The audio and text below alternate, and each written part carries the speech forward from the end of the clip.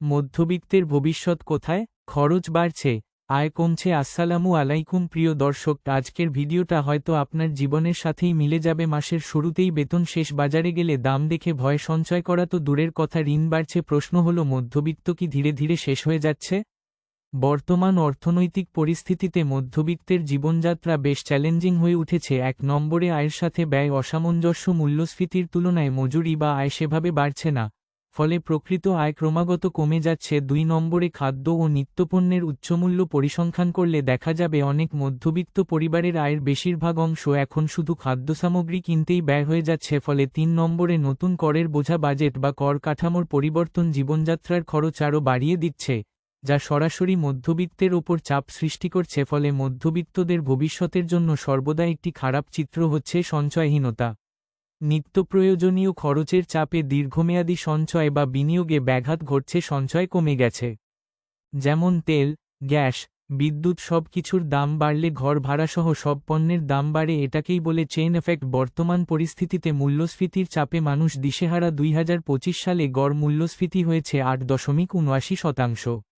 তবে এর সঙ্গে তাল মিলিয়ে বাড়ছে না মজুরি। ফলে নিম্ন ও মধ্যবিত্ত পরিবারগুলোর প্রকৃত আয় ক্রমাগত কমে যাচ্ছে। বিশ্লেষকদের মতে, মূল্যস্ফীতির লাগাম টানতে না পারলে সাধারণ মানুষের জীবনযাত্রার মান আরও কমবে। গবেষণা সংস্থা পিপিআরসির এক জরিপে দেখা গেছে, মধ্যবিত্ত পরিবারের গড় মাসিক ব্যয় এখন আয়ের চেয়েও বেশি।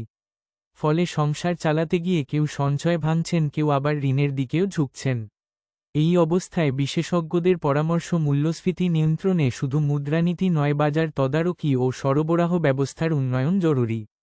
পাশাপাশি স্বল্প আয়ের মানুষের জন্য সামাজিক সুরক্ষার আওতা বাড়ানোর ব্যাপারে প্রচেষ্টা অব্যাহত রাখতে হবে। মধ্যবিত্তদের বাস্তব জীবনের প্রভাব: সঞ্চয় শেষ, ঋণ বাড়ছে, জীবনযাত্রার মান কমছে। অনেকেই এখন বিলাসিতা বাদ প্রয়োজনীয় জিনিসেও কাটছাঁট করেও অর্থনৈতিক চাপের কারণে মানসিক দুশ্চিন্তা ও হতাশা। দিন দিন কি হচ্ছে, জীবনের ভবিষ্যৎ নিয়ে ভয় থেকে নানা ব্যাধিতে আক্রান্ত হয়ে পড়েছে। এটা বড় সামাজিক সমস্যা হয়ে যাচ্ছে। বর্তমানে বৈশ্বিক এই পরিস্থিতিতে শিল্পখাত প্রচণ্ড চাপে থাকায় চাকুরিরই কম, গার্মেন্টস, ছোট ব্যবসা সব প্রভাবিত। এর সরাসরি প্রভাব পড়ে মধ্যবিত্তের উপর। তাই বর্তমান বাস্তবতায় মধ্যবিত্তের টিকে থাকার লড়াইয়ে জরুরিভাবে অর্থনীতিবিদদের মতে ব্যক্তিগত প্রচেষ্টার পাশাপাশি কাঠামোগত পরিবর্তন, যেমন সাশ্রয়ী আবাসন, শিক্ষার মানোন্নয়ন এবং কর্মসংস্থানের সুযোগ সৃষ্টি করা দীর্ঘমেয়াদী সমাধানের জন্য জরুরি। যদি পরিস্থিতি না বদলায়, মধ্যবিত্ত আরও দুর্বল হবে, দারিদ্র্য বাড়বে, রাষ্ট্র পিছিয়ে যাবে। কারণ গরিব আর মধ্যবিত্ত যদি ভালো না থাকে, তাহলে সেই দেশের কোন কিছুই কখনো ভালো থাকে না।